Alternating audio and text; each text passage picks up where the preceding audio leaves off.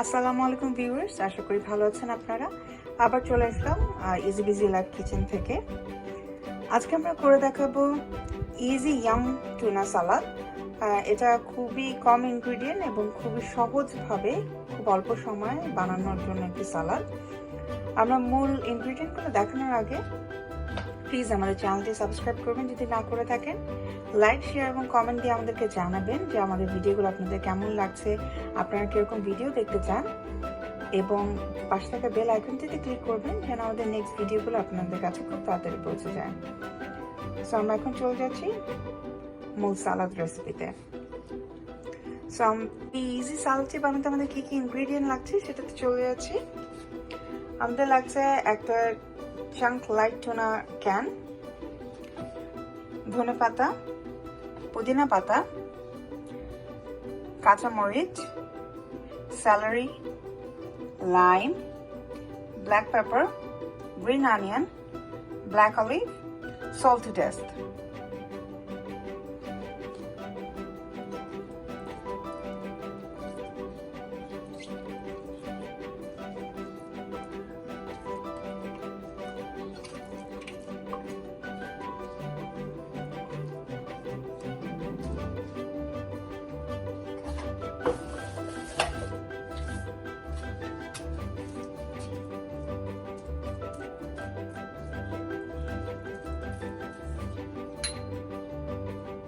আমরা এক এক করে সবগুলো ইনগ্রিডিয়েন্ট দিয়ে দিচ্ছি। প্রথমে আমি দিলাম ধনে পাতা, পুদিনা পাতা, গ্রিন অনিয়ন, কাঁচামরিচ আমি একটু করে দিব, ব্ল্যাক অলিভ, celery,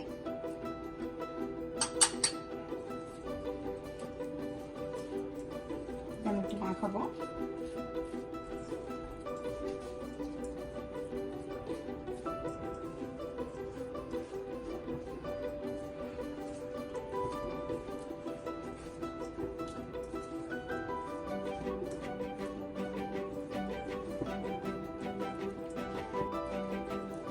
একটু ভালো করে এটাকে মিক্সচার করতে হবে, সবগুলো জিনিস যেন একসাথে কম্বাইন হয়।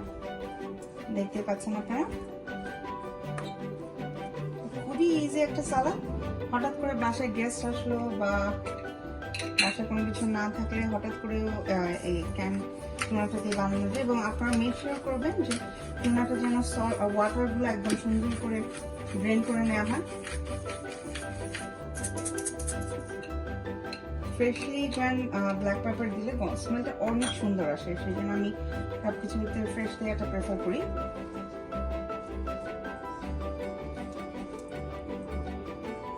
যেহেতু এই সালাদটা করতে অনেক বেশি সময় লাগে না, তারপরেও you have to make sure যে প্রতিটা ইনগ্রিডিয়েন্ট যেন একসাথে খুব সুন্দর করে কম্বাইন হয়, না হলে খাবারের সময় এটা বোঝা যাবে না। এবং খাবার সার্ভ করার 5 থেকে 7 মিনিট আগে বা 10 মিনিট আগে যদি এটা বানানো হয় তাহলে জিনিসটা একসাথে মিশতে সুবিধা হবে। আমরা এখন 1 চামচ পরিমাণ সল্ট দিয়ে নিচ্ছি।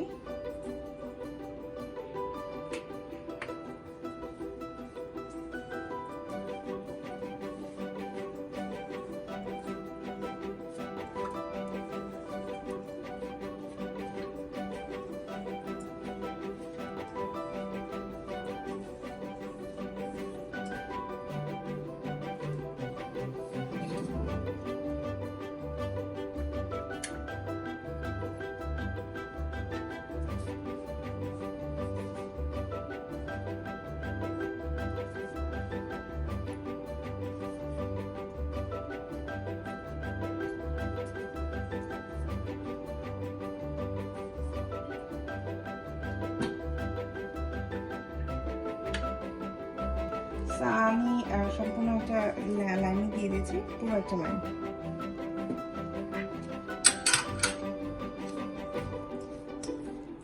হয়ে গেছে আমাদের সালাদটা।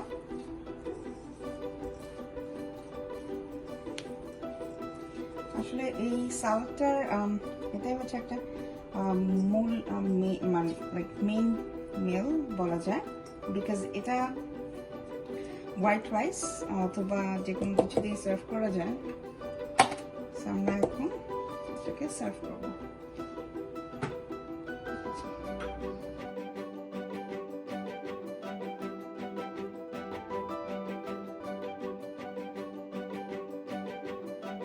এখন আমরা এটা সার্ভিং ডিশে নিয়ে নিচ্ছি। আমরা এটাকে সার্ভ করব লারিস এন্ড কিউকাম্বার দিয়ে এবং সাথে স্প্রিং সস দিয়ে। এটা আপনারা ইচ্ছা করলে হোয়াইট রাইস দিয়েও সার্ভ করতে পারেন।